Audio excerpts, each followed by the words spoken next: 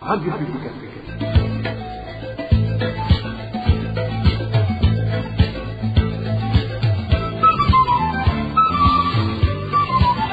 Radio Publique Africaine.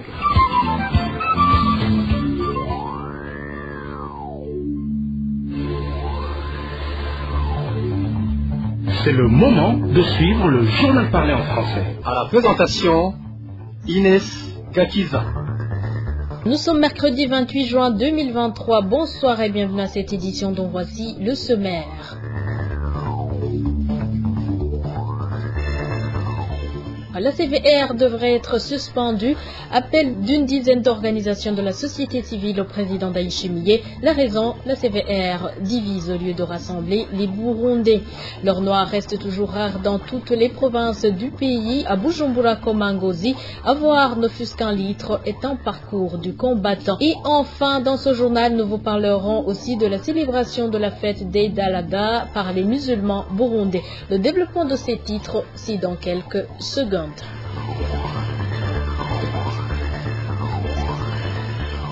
Encore une fois, bonsoir et bienvenue. 19 organisations burundaises de la société civile ont sorti ce mercredi une déclaration pour s'insurger contre la visite de 4 jours entamée ce 28 même par la Commission Vérité Réconciliation CVR en sigle pour Vital Nshimirimana qui s'est exprimé au nom de ces organisations. Il est plus que temps que le président suspende cette commission qui a dévié de sa mission en semant la zizanie et la haine ethnique au lieu de rassembler les Burundais.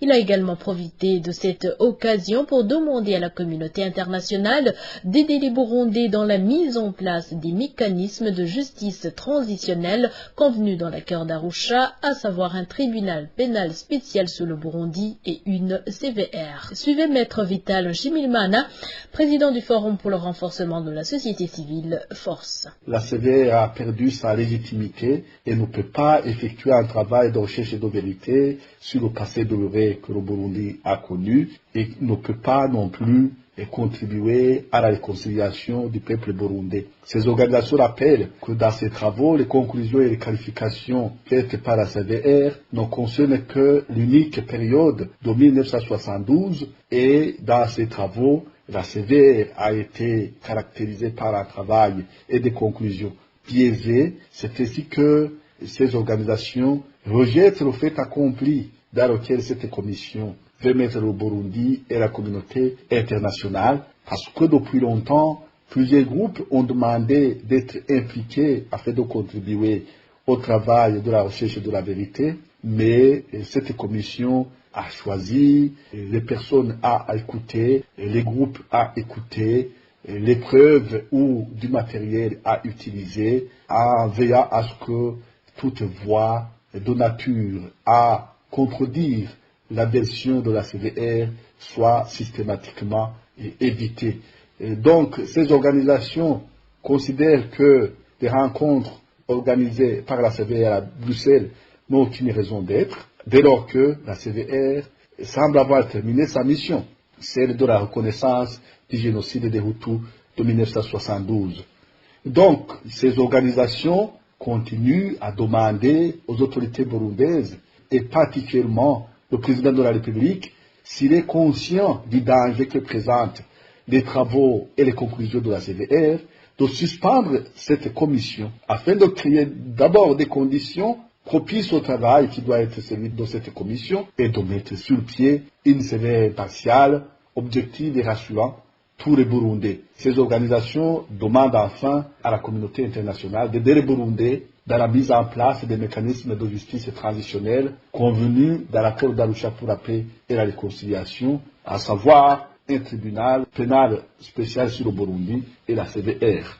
Vital Nshimirimana a également regretté le fait qu'une catégorie de Burundais ait été exclue de cette rencontre alors que la CVR était censée être impartiale. Encore une fois, Maître Vital Nshimirimana. Maintenant que la CVR a déjà tiré la conclusion et a d'ailleurs qualifié les faits qui se sont produits au cours de la crise de 1972, cette visite où la collecte des témoignages n'a plus de raison d'être.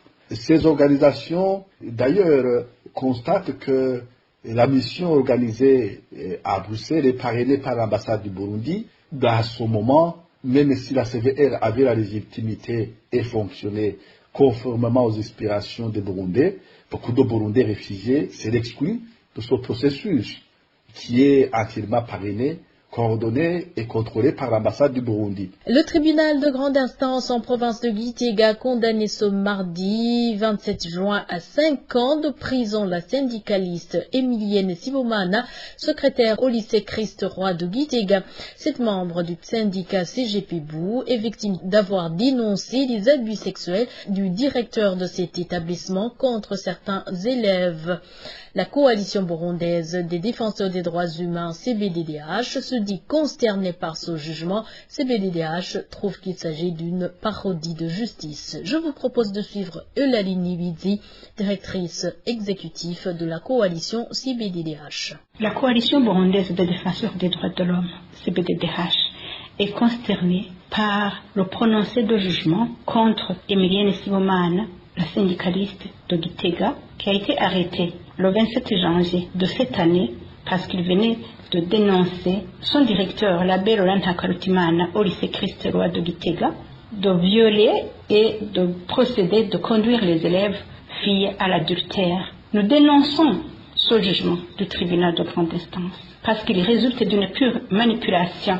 Les vices que nous avons observés dans ce jugement et même dans le procès, c'est que le tribunal a condamné la personne qui dénonce, Emilienne, sans enquête sur les actes. Le ministère public a collaboré avec l'accusé, l'abbé Hakarutimana Laurent, au lieu de collaborer avec l'accusatrice en diligentant des enquêtes impartiales pour vérifier si réellement les accusations de Emilienne Sibomana sont fondées ou pas. Sans enquête sur les victimes de l'acte, sans conclusion des enquêtes, le tribunal de grande instance de Gitega ne pouvait en aucun cas condamner Emilienne Sibomana pour dénonciation calomnieuse. Normalement, un jugement pareil devrait être prononcé après que des enquêtes aient été conduites avec l'appui d'un expert dans le domaine des violences sexuelles basées sur le genre.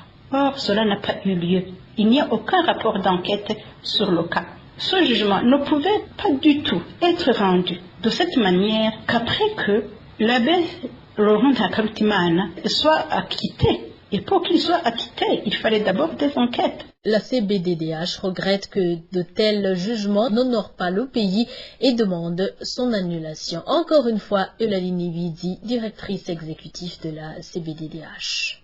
Nous demandons à la justice d'annuler ce jugement inique, impartial, résultat d'une manipulation de la justice. Nous demandons au tribunal de grande instance de Gitega de recommencer à zéro, mener des enquêtes, se faire appuyer par des experts en matière de VBG et travailler conformément à la loi. Nous demandons au ministre, à la ministre de la Justice, de redresser le tribunal de grande instance de Gitega.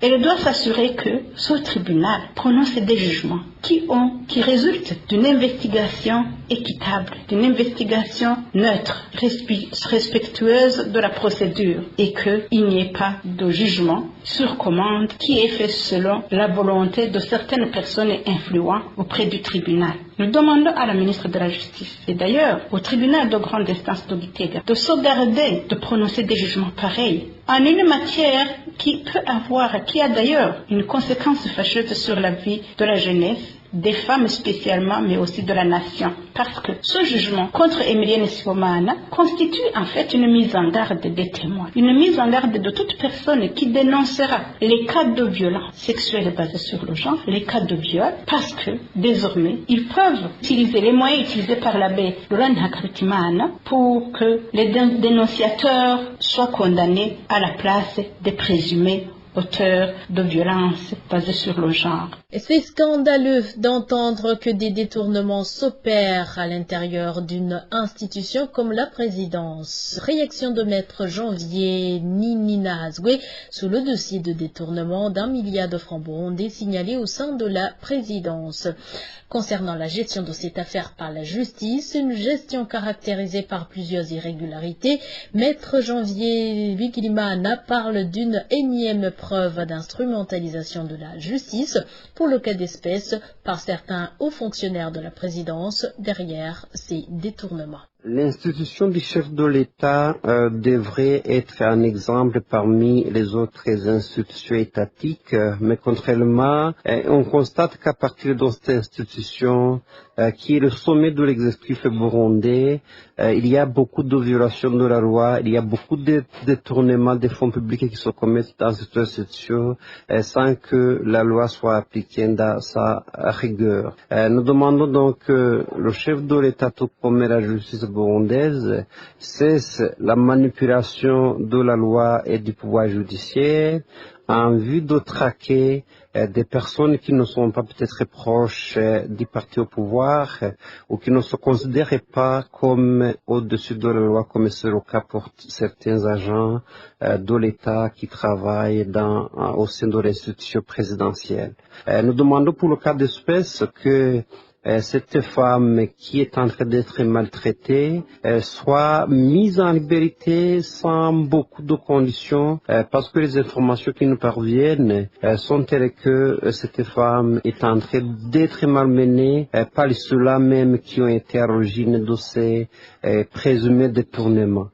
Nous demandons donc que le chef de l'État, tout comme le pouvoir judiciaire, soient les garants du respect de la loi et non à l'origine de la persécution des citoyens burundais. On demande aussi que les biens publics soient respectés, que ce soit au niveau de l'institution présidentielle, mais aussi sur l'ensemble du territoire burundais, parce que ce qui s'observe aujourd'hui, c'est qu'au sein de la présidence, tout comme au sein d'autres institutions de l'État, les détournements des deniers publics sont devenus monnaie courante, ce qui met à mal l'économie burundaise, mais aussi ce qui donne un très mauvais exemple par rapport au respect de la loi, parce que la loi, si elle n'est pas respectée au sommet de l'État, il sera difficile pour que les simples agents de l'État se soucient de ce respect de la loi, encore qu'aujourd'hui la justice apparaît comme un outil de répression que l'exécutif utilise à sa guise pour traquer ceux qui sont moins forts. Différentes sources parmi les employés de la présidence ont accusé plus d'une fois de hauts fonctionnaires de cette institution d'être derrière les dits détournements. Il s'agit d'Edmond Dieudonné Hakizimana, le chef de service chargé de la gestion et de l'administration à la présidence, ainsi que de son supérieur hiérarchique, le colonel Aloïde Sindayebula, chef de cabinet civil du président Évariste Ndayishimiye. Il s'insurge contre le comportement du commissaire provincial de police à Luyigi. Ce sont les policiers de la commune Boutezi en province Luyigi. Pour ces policiers, le commissaire provincial exige des pots de vin aux policiers pour qu'ils puissent les envoyer pressés dans les camps des réfugiés à Bgagiliza et à Nyenganda où ils bénéficient d'une prime de la part du ACR. Le point avec Elvis Niomongele. Les policiers qui assurent la sécurité dans les cas des réfugiés congolais de Bgagiliza et Nyenganda en commune Boutezi de la province Luyigi reçoivent mensuellement une certaine somme d'argent en plus de leur salaire habituel. Et si donc, selon notre source, pour qu'un policier soit envoyé dans des camps, il doit d'abord donner comme pont de vie 150 000 francs argentines, commissaire provincial de Luyigi. Un policier qui n'est pas à mesure de donner cette somme précise de notre source ne pourra jamais être affecté dans les deux postes. Les policiers de Luyigi trouvent que c'est injuste puisqu'ils savent que dans pareilles conditions, il doit y avoir des rotations. Mis à part son pot de vie, ces policiers, il faut savoir que ce commissaire exige mensuellement une somme de 10 000 francs sur le montant d'encouragement donné par le HCR à chacun de ces policiers pour qu'ils puissent bénéficier du privilège de rester à son poste dans le cas des réfugiés. Ce montant indique nos sources est collecté par le chef de poste de la police de Seka, de Bgagiliza et Nyenganda. Manquer à verser cette somme impliquait le fait de son privilège de travailler avec le HCR indique notre source. C'est toujours notre source à Ruyigi. La cotation se fait après une période de 6 mois, mais cette source précise qu'un policier qui accepte encore une fois de verser 150 000 au compte du commissaire reste automatiquement avec la nouvelle équipe. Des sources proches du commissaire provincial Gentile Guimana faut savoir que de telles allégations sont également parvenues au commissaire provincial. Cependant, nos sources dans ce commissariat rejettent ces accusations, faisant savoir que le commissariat fait tout pour essayer de donner la chance à tout le monde. Il est toutefois difficile de satisfaire tout le monde vu le nombre de policiers qu'ils ont envoyés travailler avec le HCR et le nombre total des policiers qu'ils ont. Je vous l'avais dit au début, persistance de la pénurie de carburant dans plusieurs coins du pays. À Bujumbura, les gens peuvent passer des jours à faire la queue devant les stations-service et des bagarres éclatent en cas d'approvisionnement, tout le monde voulant être servi en premier. En province de Ngozi, la pénurie dure déjà 3 semaines. Les quelques stations-service de temps à autre approvisionnées reçoivent des quantités insignifiantes. Marie-Ange Ilakonte. Nous sommes dans la ville de Bujumbura où, depuis le matin de ce mercredi, certains chauffeurs de véhicules se sont réveillés trop tôt le matin à la recherche du carburant dans le quartier Kigobe, précisément à la station communément appelée Chemouania, où ils ont entendu que ce produit est disponible. Ce qui n'a pas été facile pour s'en procurer, selon notre source dans cette localité. Nous sommes sur la ligne d'attente, mais les véhicules qui y sont, si on n'était pas venu s'aligner à temps, je ne pensais pas que ça serait facile. Par exemple, nous sommes ici depuis 4 heures du matin. Les véhicules étaient déjà partis. Vraiment, nous vivons une situation d'incertitude. Moi, je viens du camp municipal. Il y a une personne qu'on vient d'arracher une dent. Le signifiant qu'il s'est aligné devant les portails. Imagine qu'on n'a même pas encore trouvé du carburant. Il a pris sa voiture et il est parti avec son dent dans la main. Il a pris sa voiture et il est parti avec sa dent dans la main. Ce n'est pas facile, je t'assure.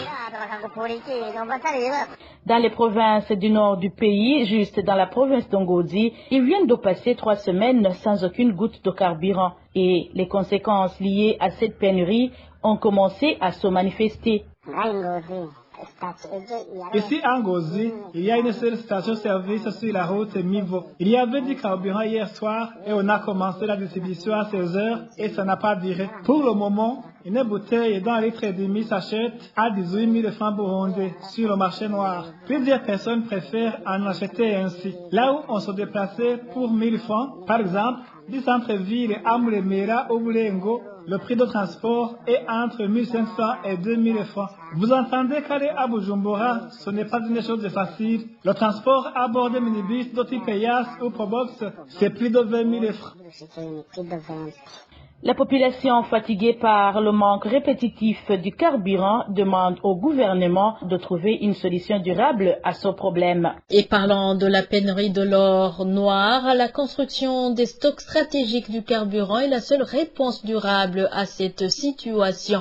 Déclaration de Léonidas Sindaïgaya, porte-parole du ministère ayant l'énergie et les mines dans ses attributions. Et ces stocks sont en cours de construction, selon Léonidas Sindaïgaya. Pour lui donc, la récente pénurie avait été due aux petits problèmes logistiques, mais qui ont déjà trouvé solution, car selon lui, le carburant est déjà disponible à partir de ce mardi. Écoutez plutôt Léonidas Sindaïgaya, porte-parole au ministère ayant l'énergie et mines dans ses attributions. Je dois vous dire que tout d'abord, le secteur pétrolier a connu pas mal de problèmes.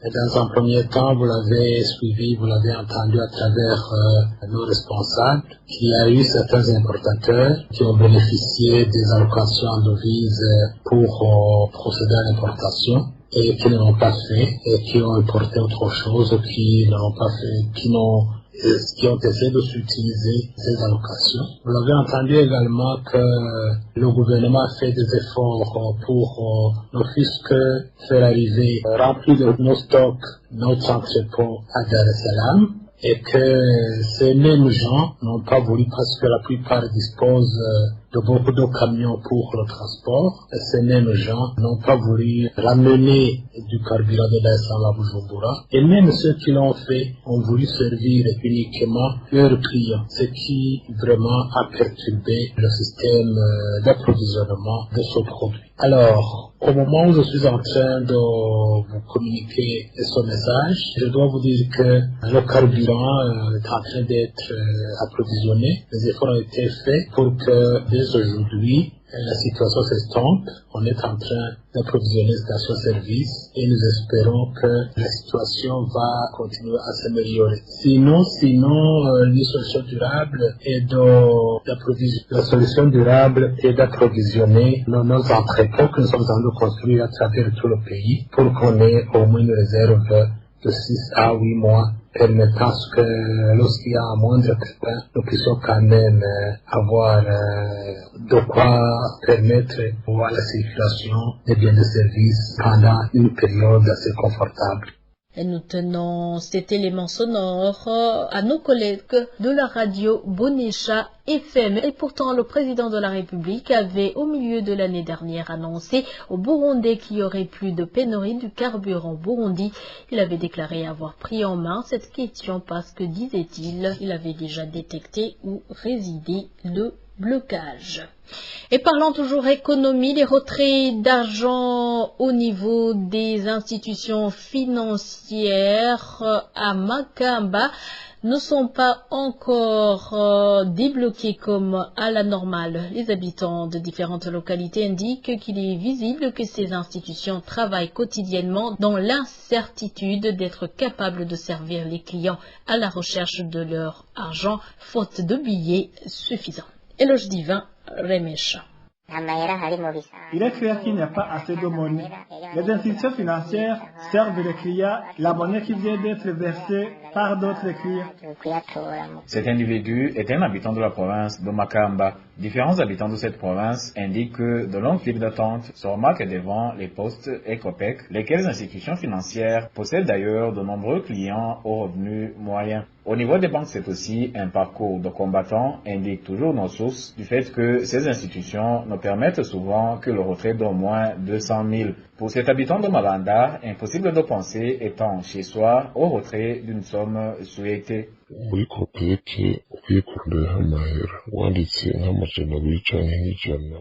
peux te rendre à la COPEC pour faire un retrait de 100 ou 200 000 francs burundais et on te dit que les caisses sont vides.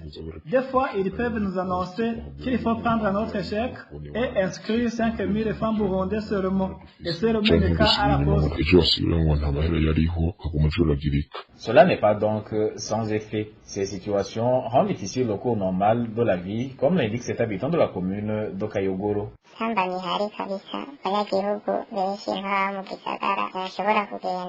C'est une illusion de penser que tu vas retirer ton argent comme tu le souhaites. Au niveau des institutions financières, les décisions sur l'argent à donner sont informées aux clients jour par jour, compte tenu de l'argent disponible. La population souffre franchement. Et c'est surtout ceux qui habitent dans les centres urbains qui souffrent le plus. Il y en a qui manquent de rations alimentaires alors que leur argent est bloqué à la banque. Les commerçants se lamentent qu'il manque de clients aussi suite à cette situation. Des projets des individus se trouvent pour la plupart au point mort actuellement. Il est aussi devenu impossible de préconiser ces derniers jours l'achat d'un bien quelconque ou une autre chose d'une grande valeur.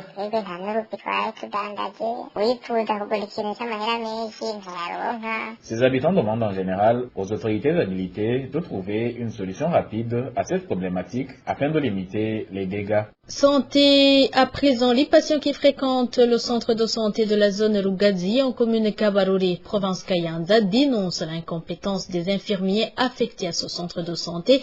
Ils précisent qu'ils sont plus préoccupés par leurs affaires personnelles et le plus souvent certains patients rentrent chez eux sans être consultés. Le point avec Onésime Dushimagidze. Ce centre de santé de la zone Rugazi en commune de Kabarore est situé sur la colline Tondero. Tous les habitants des 8 collines qui comptent cette zone fréquentent ce centre de santé quand ils tombent malades.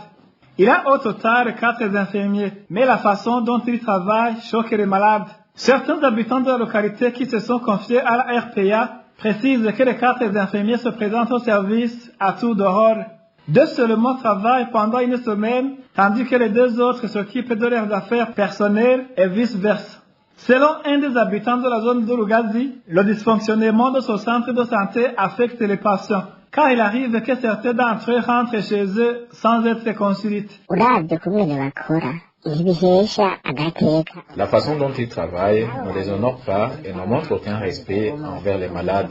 Il arrive qu'ils se présentent au service un seul infirmier parmi les 2 qui doivent travailler pendant une semaine selon leur organisation. Ils traumatisent les malades car ils leur parlent avec un ton agressif et cela affecte négativement la santé du patient. Selon les patients qui fréquentent le centre de santé de la zone de Lugazi, il arrive que certains malades rentrent chez eux sans être consultés quand ils se présentent des cas urgents et qui doivent être traités par le seul infirmier présent au service. Lorsqu'il a un malade devant lui et qu'on lui parle qu'il y a un cas très urgent qui vient d'arriver, il laisse le malade et va s'occuper de ce cas. Si ce n'est pas un blessé qui doit être pansé ou opéré, ça peut être une femme qui veut accoucher. Et il fait tout ça lui seul. Ça nous inquiète énormément. Ces habitants qui fréquentent le centre de santé de la zone de Lugazi indiquent qu'ils ne comprennent pas pourquoi ces infirmiers s'absentent au service. Ils demandent à les responsables hiérarchiques de les ramener à l'ordre pour éviter que la santé de la population de la localité ne puisse pas continuer à se détériorer. Mis à part ce dysfonctionnement dû à l'incompétence des infirmiers, le centre de santé de la zone de Lugazi fait face aux multiples problèmes. Nous y reviendrons. Et différentes maladies causées par l'utilisation des eaux insalubres comme la typhoïde et les infections vaginales chez les femmes sont parmi les maladies qui menacent la santé des réfugiés burundais se trouvant au camp des réfugiés de Nakivale en Ouganda. Ces réfugiés demandent ainsi au gouvernement ougandais et au HCR de leur venir en aide pour que l'eau propre provenant des montagnes puisse leur parvenir au lieu de consommer l'eau insalubre du lac Nakivale. Et dans l'entretemps, ils demandent aussi des comprimés utilisés pour purifier l'eau afin de combattre ces maladies. L'un des réfugiés du camp de Nakivale exprime leur doléance.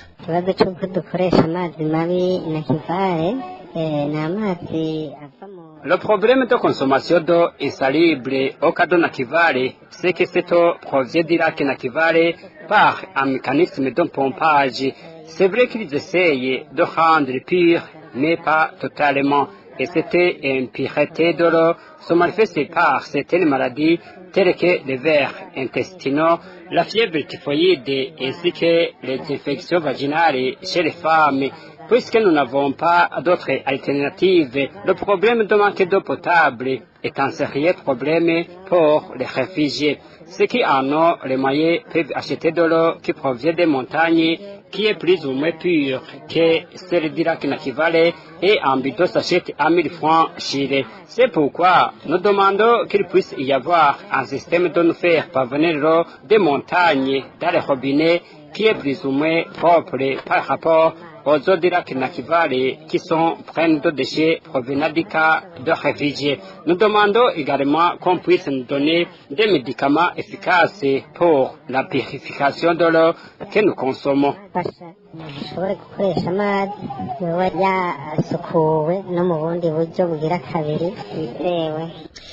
Et retour au pays pour clore cette édition. Je vous l'avais dit au début, aujourd'hui les musulmans du Burundi se sont joints à la communauté musulmane du monde pour célébrer la fête d'Eid al-Adha. Après la prière organisée sur le terrain de la zone Nyakabiga, le secrétaire général de la communauté islamique du Burundi, Mulisho Ramazani, a parlé de la signification de cette fête. La signification très simple, c'est la fête des moutons, c'est-à-dire qu'il y a cette journée de sacrifice, là où le prophète Abraham voulait sacrifier son fils unique appelé Ismaïl, mais juste après Dieu avec l'ange Gabriel il fait descendre les moutons et il a remplacé le fils unique qui est Ismaïl pour les moutons. C'est pourquoi vous trouverez que c'est une fête des moutons pour tout le monde. Le message que je peux lancer au monde musulman, ce n'est pas seulement ceux qui sont au Burundi, mais ceux qui vont nous attendre partout au monde.